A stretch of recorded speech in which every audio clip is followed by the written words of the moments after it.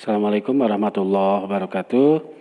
Alhamdulillahirabbil alamin. Segala puji hanya milik Allah Subhanahu wa taala yang hari ini kita bisa berjumpa lagi di pembelajaran IPS untuk pertemuan yang ketiga ya. Tak lupa salawat serta salam harus kita sampaikan kepada Nabi Muhammad SAW. Baik anak-anak sekalian, grade 8 yang Ustaz banggakan, pada pertemuan ketiga ini kita lanjutkan pembahasannya ya ke slide berikut ini. Nah, sebelum dilanjutkan, mari kita buka pertemuan ini dengan membaca basmalah bersama-sama. Bismillahirrahmanirrahim. Anakku sekalian yang Ustaz banggakan, kita lanjutkan ke poin B ya, pembahasan mengenai materi yang telah kita sama-sama bahas dari mulai kemarin-kemarin ya. Nah, poin B berikut ini adalah pengaruh interaksi antar ruang terhadap kegiatan ekonomi, sosial, dan budaya ya di Indonesia dan ASEAN.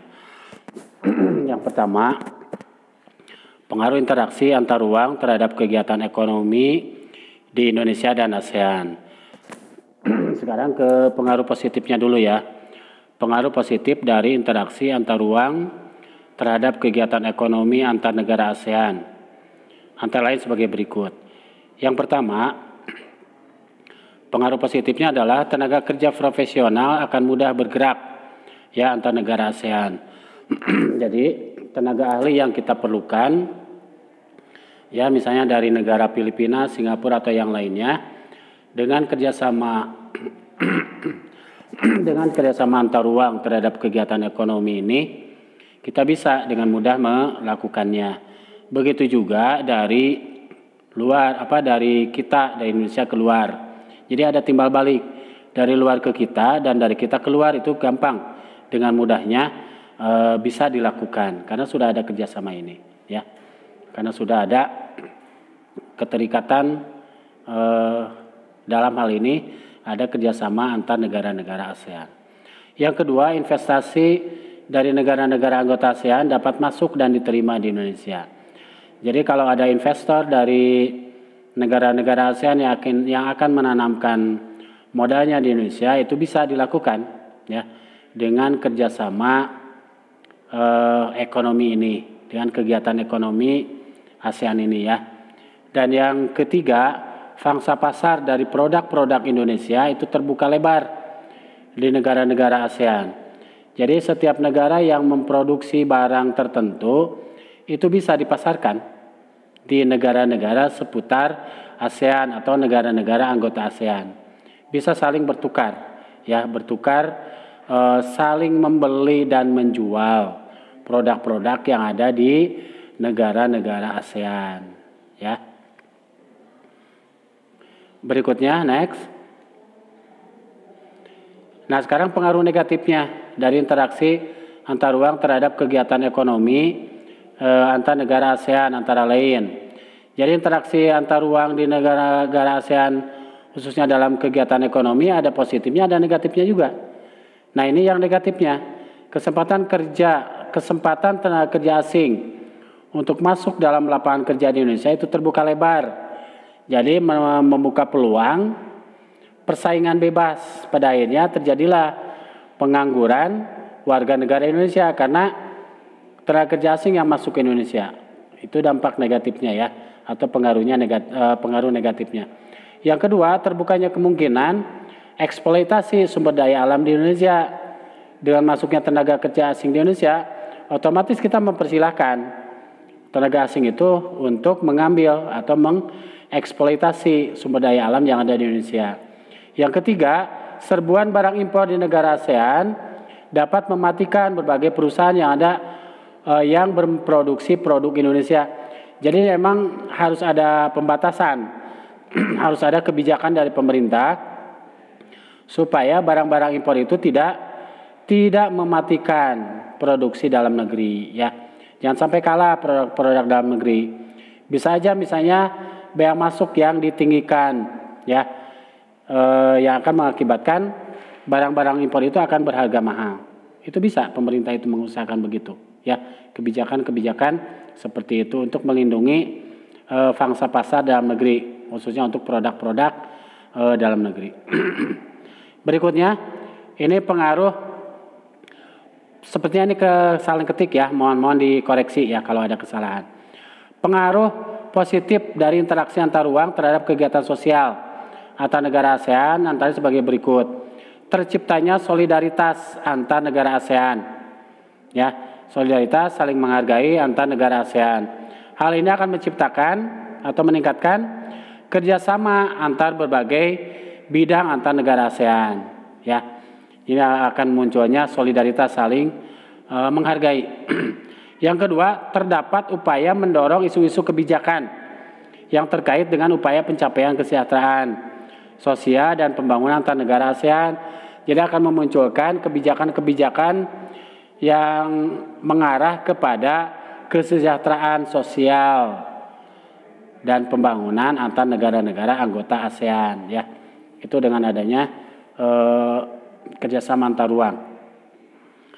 Berikutnya pengaruh negatifnya nih baru ya, pengaruh negatif dari interaksi antar ruang terhadap kegiatan sosial antar negara ASEAN antara lain sebagai berikut. Penanaman modal di negara ASEAN di berbagai daerah jangan sampai bertentangan dengan kehidupan sosial masyarakat daerah. Jadi efeknya jangan sampai mengganggu ya kebiasaan-kebiasaan yang ada di masyarakat. Itu maksudnya ya, poin yang pertama. Yang kedua, dapat muncul sikap negatif terhadap konsumerisme dan hedonisme menghadapi masuknya berbagai produk menarik dari negara-negara ASEAN. Ya, jadi ada kemunculan antipati terhadap konsumerisme ya dan hedonisme, dan memang ada efek jeleknya juga. Balanya weh ayo. Akhirnya kan cinta dunia dikhawatirkan melupakan ibadah, melupakan sang pencipta, itu yang dikhawatirkannya ya. Itu dampak negatifnya. Berikutnya ini pengaruh sepertinya ini pengaruh positif juga ya dari interaksi antar ruang terhadap kegiatan budaya antar negara ASEAN. Antara lain yang pertama, kekayaan budaya antar negara ASEAN ditampilkan melalui berbagai kegiatan. Ini malah bagus ya. Kalau menampilkan budaya di berbagai kegiatan yang ada di negara-negara ASEAN itu bagus. Jadi saling memunculkan, menampilkan, padanya akan memperkaya budaya tersebut. Yang kedua, kekayaan budaya negara ASEAN diketahui warga negara ASEAN dan dunia. Ya, jadi pada akhirnya tidak hanya ASEAN, ya, tapi dunia juga bisa menyaksikan. Berikutnya ini dampak negatif, pengaruh negatif dari interaksi antar ruang terhadap kegiatan budaya antar negara ASEAN. Yang pertama, masyarakat Indonesia dapat melihat berbagai budaya di negara-negara ASEAN. Ya, masyarakat Indonesia dapat melihat berbagai budaya di negara-negara ASEAN. Ini mah usah lebih cenderung kepada dampak positif ya. Sepertinya seperti itu. Mohon dikoreksi ya. Yang kedua, pengaruh budaya di negara ASEAN akan masuk ke Indonesia. Ya. Jadi budaya itu yang positifnya yang diambil. Kalau yang negatifnya yang kurang baik boleh diabaikan atau dijelaskan, jangan sampai masuk. Dan yang ketiga, sebagian budaya daerah dipromosikan agar disaksikan dan dinikmati turis asing, termasuk dari negara-negara ASEAN. Nah, berarti ini dampak positif ya. Ini mohon maaf, ini pengaruh positif karena dengan adanya ya budaya daerah dipromosikan, itu akan semakin meningkatkan kualitas budaya tersebut dengan dinikmati atau diminati oleh turis asing. Ya, pada akhirnya akan meningkatkan devisa nanti ke sana arahnya. Ya, akan dikenal, maka akan ada undangan-undangan untuk mengisi acara-acara di luar negeri. Ya, next berikutnya kita lanjutkan ke perdagangan antar daerah. Nah, definisinya atau yang dimaksud dengan perdagangan antar daerah adalah perdagangan yang diselenggarakan antar tempat atau wilayah yang berbeda di dalam negara yang sama. Jadi berbeda daerah tapi masih dalam cakupan satu negara. Ya, misalnya Jawa Timur dengan Jawa Barat, Sumatera yang banyak kelapa sawitnya kerjasama dengan daerah Jawa yang banyak pabrik minyak gorengnya. Itu salah satunya ya. Nah, ada beberapa karakteristik perdagangan antar daerah, yaitu sebagai berikut. Yang pertama adalah spesialisasi. Jadi ada kekhususan. Jualnya apa nih? Kerjasamanya. Itu harus dilihat juga kerjasamanya di bidang apa. Apakah di bidang maritim, bidang agrobisnis, pertanian, perikanan, dan lain-lain.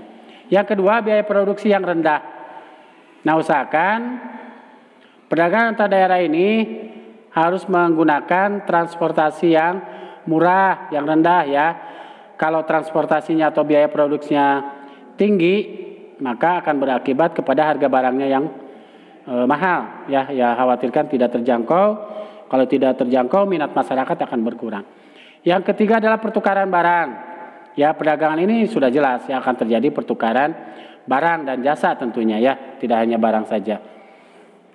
Dari dataran rendah misalnya menyediakan mesin-mesin, dataran tinggi menyediakan produk dari alam ya, misalnya sayuran, teh dan lainnya. Yang keempat, saling kerjasama. Itu sudah jelas ya, perdagangan harus ada kerjasama, harus ada MOU ya, dari daerah A misalnya apa yang akan dipasarkan, dari daerah B apa yang akan dipasarkan atau dijual, maka harus ada saling memberi dan menerima, tentunya dengan harga yang terbaik. Yang kelima adalah mengejar laba. Ini juga gitu ya. Perdagangan antar daerah ini harus menghasilkan laba, harus menghasilkan keuntungan. Jangan sampai perdagangannya salah satu dirugikan. Ya, harus ada laba, ya harus ada keuntungan. Yang keenam, terarah pada konsumen. Ya, harus langsung kepada kebutuhan konsumen supaya barang tersebut bermanfaat, cepat lakunya, cepat mendatangkan keuntungannya, tidak didiamkan dulu. Ya, kalau terarah pada konsumen. Konsumen apa nih kebutuhannya? Kita harus baca, misalnya beras. Berapa ton nih diperlukannya, berapa kilogram nih diperlukannya? Harus sesuai dengan yang diinginkan. Yang ketujuh adalah kepuasan maksimum. Itu tentu ya, barangnya harus berkualitas. Jangan sampai kualitas barangnya mengecewakan pembeli. Ongko pesen kualitas A, ternyata yang dikirim kualitas C. Itu jangan sampai membuat kepuasan konsumen itu tidak maksimal. Yang kedelapan adalah transaksi sukarela. Jadi jual beli ini harus harus saling ridho, jangan ada paksaan. Ya. Jadi ketika jual beli itu harus ada ijab qabul. Di sanalah saling sukarela. Kalau dalam bahasa Sunda mah nyangakeun barangna nampi artosna, mudah-mudahan manfaat dianggona. Harus itu teh ijab qabul. Dalam Islam itu diajarkan ya, harus ada ijab qabul, saling memberi dan menerima. Berikutnya, perdagangan antar daerah di Indonesia terjadi karena adanya perbedaan sumber daya ya, sumber daya alam maupun sumber daya manusia di setiap wilayah. Contohnya ini sumber daya dari daerah Sumatera atau Kalimantan, kebun kelapa sawit. Itu akan memenuhi kebutuhan di daerah Jawa ya, dengan banyaknya pabrik minyak goreng, mentega dan lain-lain ya. Memang satu daerah tidak bisa memenuhi kebutuhan semua kebutuhannya. Makanya diperlukan daerah lain. Nah, makanya dengan berbedanya sumber daya tersebut terjadilah perdagangan antar daerah. Berikutnya perdagangan antar negara. Kita lanjutkan ya, next. Perdagangan antar negara merupakan pertukaran barang dan jasa antar penduduk negara yang berbeda ya. Ini wilayahnya lebih luas lagi, antar negara. Ya, disebut dengan perdagangan antar negara atau internasional. Makanya seperti dalam gambar pengemasannya pun menggunakan peti kemas atau kargo ya, lebih terkenal dengan kargo ya pengepakannya, supaya tahan cuaca, tahan bantingan dan lain-lain ya. Maaf, Ustaz matikan dulu nih datanya supaya tidak mengganggu pembelajaran kita. Ya, next. Ini dalam perdagangan antar negara dikenal dengan istilah ekspor impor. Ekspor itu berarti menjual barang ke luar negeri. Kalau impor membeli barang dari luar ke dalam negeri, yang membeli barang dari luar negeri. Nah, orangnya disebut eksportir dan importir, ya. Gampang ini diingatnya insya Allah. Dan yang berikutnya, manfaat perdagangan antar negara. Yang pertama adalah mendapat devisa. Tentu ya, kita menjual barang pasti mendapatkan devisa. Apa itu devisa? Devisa adalah uang yang masuk atau uang yang ada, uang yang masuk, uang asing yang masuk ke negara kita atau uang asing yang ada di negara kita. Misalnya dolar, terus pound sterling, yen, yuan, won, rupiah, terus lagi dinar, ya, dan yang lainnya. Jadi mata uang asing yang ada di Indonesia. Berikutnya manfaat perdagangan antar negara adalah memperluas kesempatan kerja. Itu sudah tentu ya, akan ada munculnya eksportir dan importir, orang-orang yang mengekspor dan orang-orang yang mengimpor. Tentu sebelum diimpor diekspor kan ada pengepakan, ya, ada penerima dan lain-lain. Itu akan menambah kesempatan kerja. Berikutnya menstabilkan harga. Ya, awalnya memang ketersediaan stok barang. Dengan ketersediaannya stok barang, otomatis harga akan stabil. Harga mahal itu kan karena barangnya tidak ada, ya. Harga murah karena barangnya melimpah. Nah, dengan ekspor impor ini, kegiatan perdagangan antar negara akan menstabilkan harga atau stok barang akan stabil. Berikutnya meningkatkan kualitas konsumsi.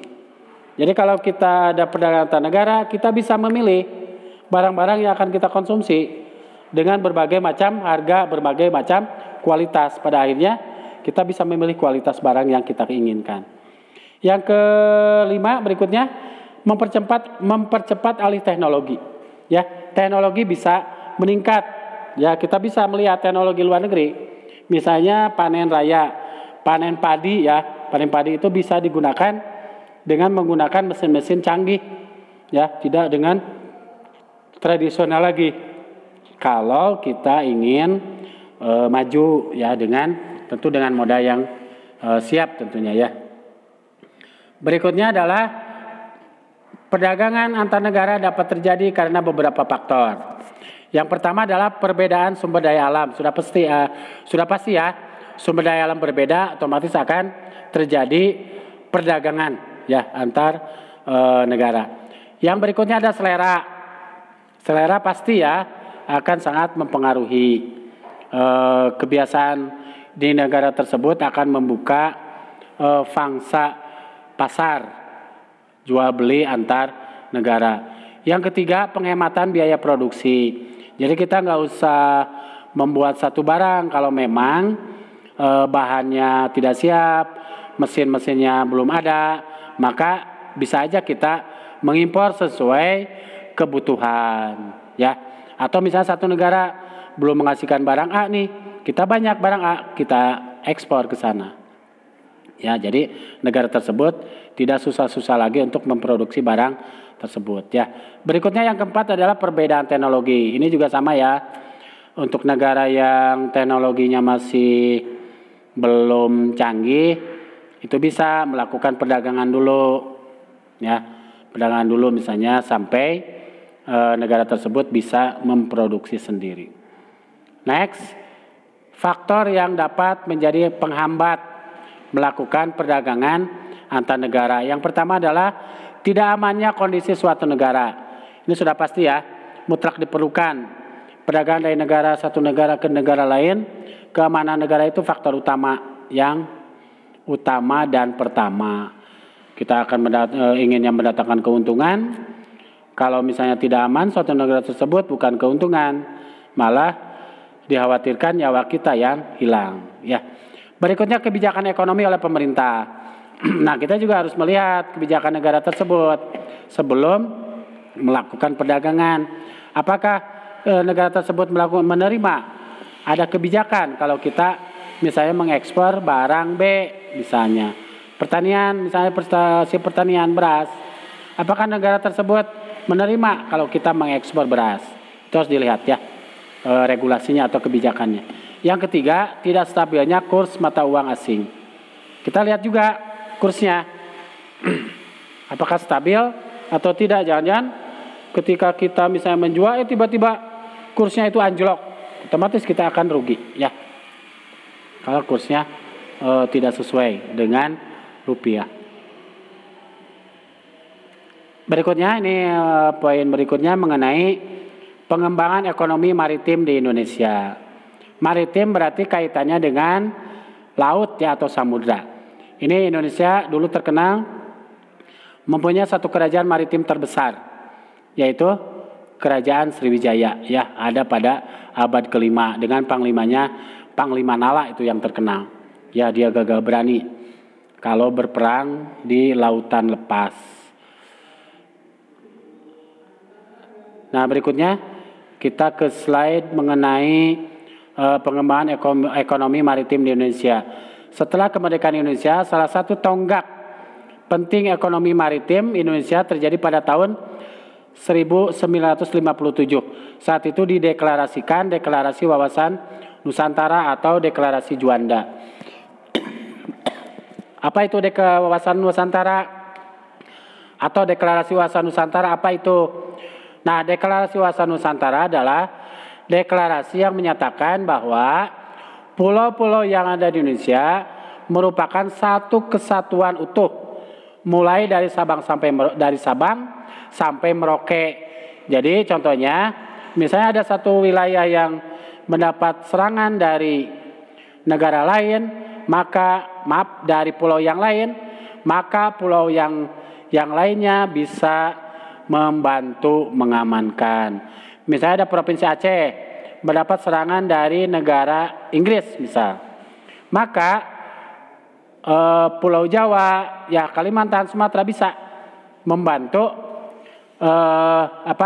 mengamankan Provinsi Aceh tersebut. Itu kesatuan keamanan. Jadi Wawasan Nusantara ini adalah kesatuan Ipolexosbud Hankam. Ideologi, politik, ekonomi, sosial, budaya, pertahanan, keamanan. Ya, jadi ada kaitannya dengan Ipolexosbud tersebut, maka wilayah lain berhak untuk membelanya. Itu ya. Jadi negara Indonesia ini adalah satu kesatuan. Apalagi sekarang sudah lama ya dicanangkan NKRI, Negara Kesatuan Republik Indonesia. Ya, awalannya dari Wawasan Nusantara ini. Ya, next. Penyebab keanekaragaman hayati laut di Indonesia. Yang pertama, Indonesia terletak di garis khatulistiwa. Ya, kita sudah mempelajari di kelas 7 bagaimana kita berada di khatulistiwa, itu mengakibatkan sumber hayati negara Indonesia itu melimpah ya. Keanekaragaman hayati, keanekaragaman makhluk hidup di Indonesia itu melimpah. Yang kedua adalah Indonesia terdiri dari ribuan pulau. Ya, dengan adanya ribuan pulau, otomatis sumber hayatinya juga sangat banyak. Ya, itu bisa dilihat di materi Ustadz sebelumnya di kelas 7. Dan yang ketiga, ya bentar.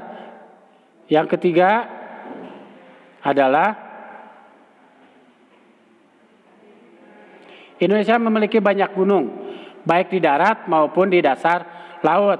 Nah, dengan banyaknya gunung, otomatis memunculkan atau mengakibatkan adanya sumber hayati yang beraneka ragam. Ya, gunung itu ada di laut dan ada di darat. Mungkin kalian pernah mendapatkan materi kenampakan muka bumi. Ya, ada kenampakan di darat dan ada kenampakan di laut. Secara garis besar sama, ada gunung, ada lembah, ada bukit dan lain-lain. Di laut juga sama, hanya perbedaan nama penamaannya saja. Ya, ada abisal, ada palung, ada yang lainnya. Ya, itu bisa kalian buka-buka lagi materinya.